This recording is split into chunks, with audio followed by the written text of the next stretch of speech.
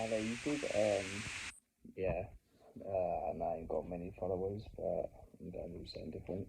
Using Carrie, that's signature. Got an itchy head, got an itchy beard. This content will start.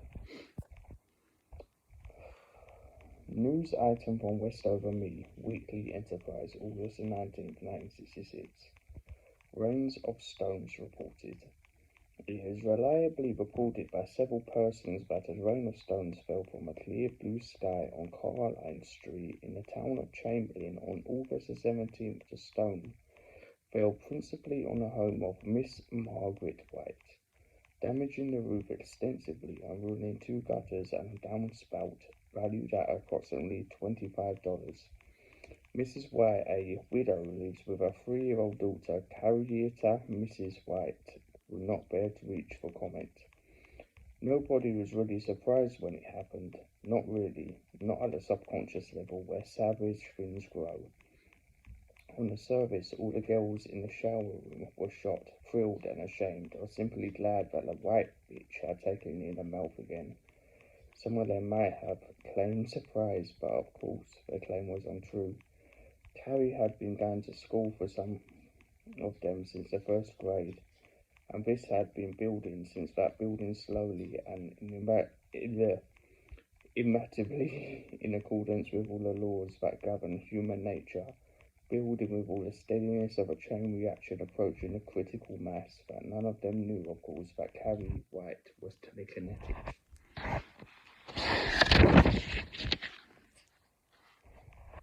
Graffiti scratched on a desk of Barker Street Grammar School, Chamberlain.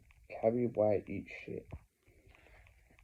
The locker room was filled with shouts, echoes, and the subterranean sound of showers splashing on the girls who had been playing volleyball in period 1, and their morning sweat was light and eager.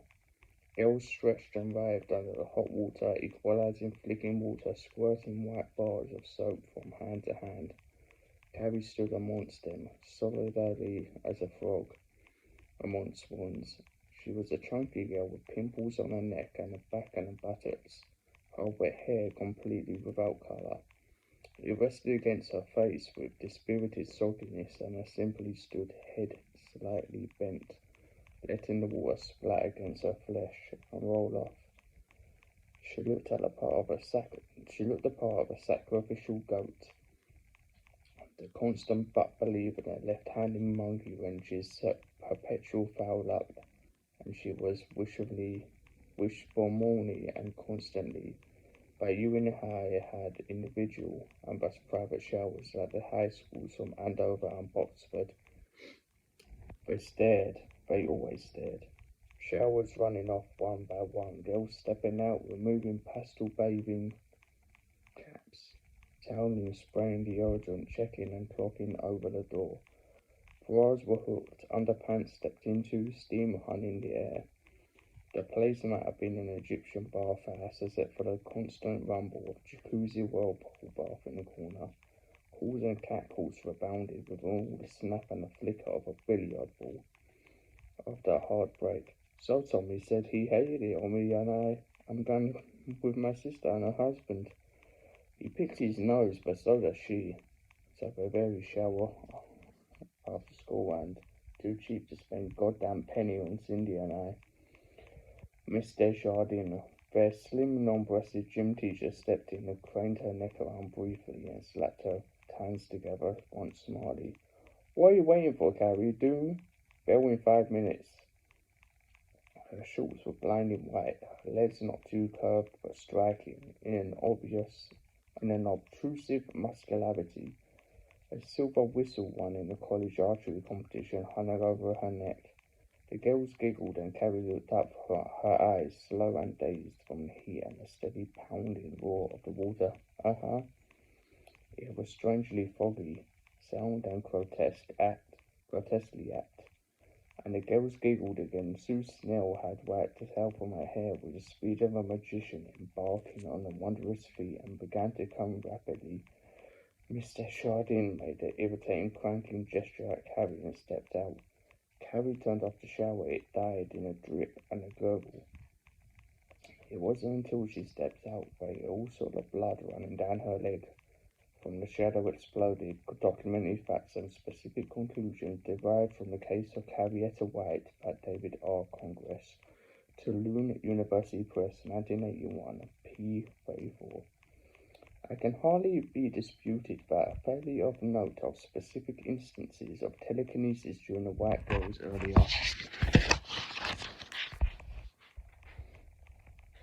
years must have been attributed to the conclusions offered by White and Stones in their paper Telekinesis, a wild talent revisited. By the ability to move objects by the effort of the will alone comes to the fore only in the moments of extreme personal stress.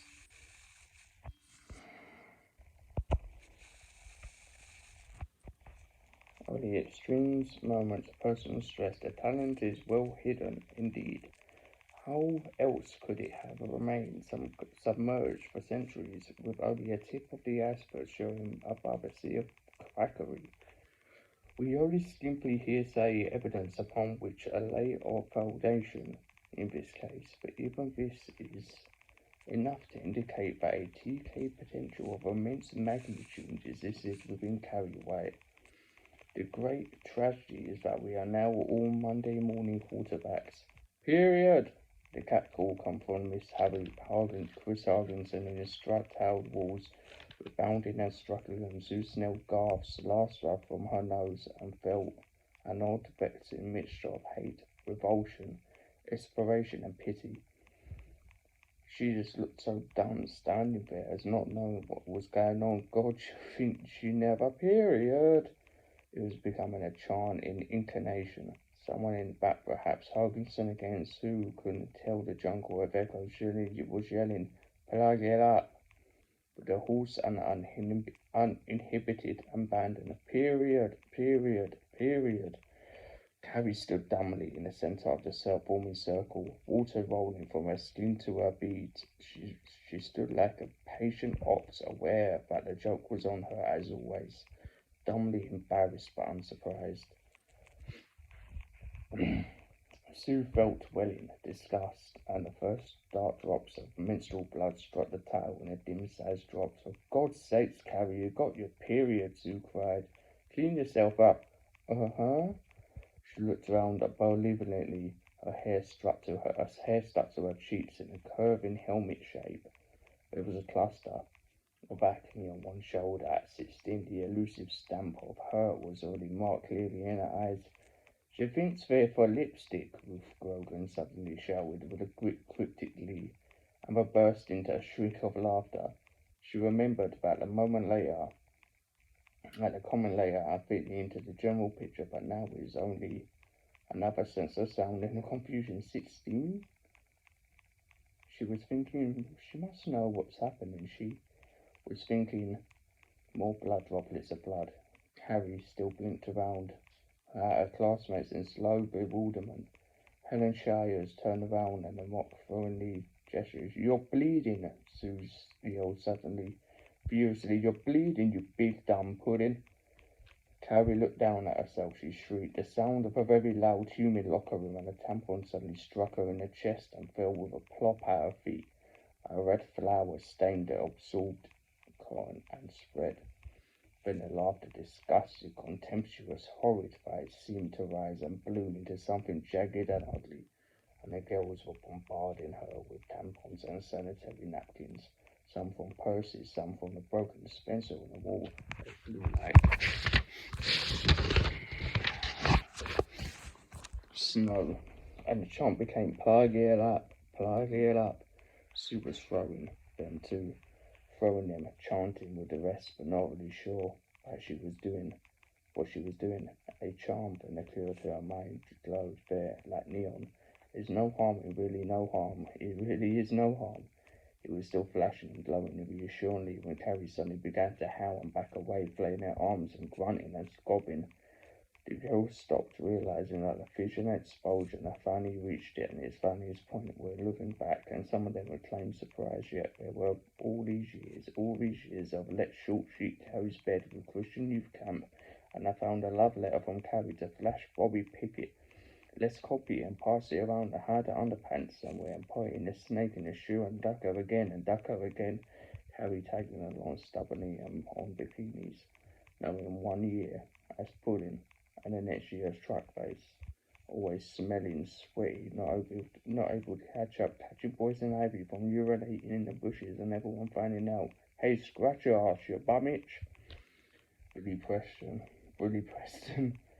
putting peanut butter in her hair the time she fell asleep in the study hall, the pinches in her legs outstretching the school aisle to trip her up, the books to knock her from her desk, the obscene postcard tucked into her purse, Carrie on a church picnic and leaning down clumsily to pray, and the seam of her old madras skirt splitting along the zipper like a sound of a huge wind breakage.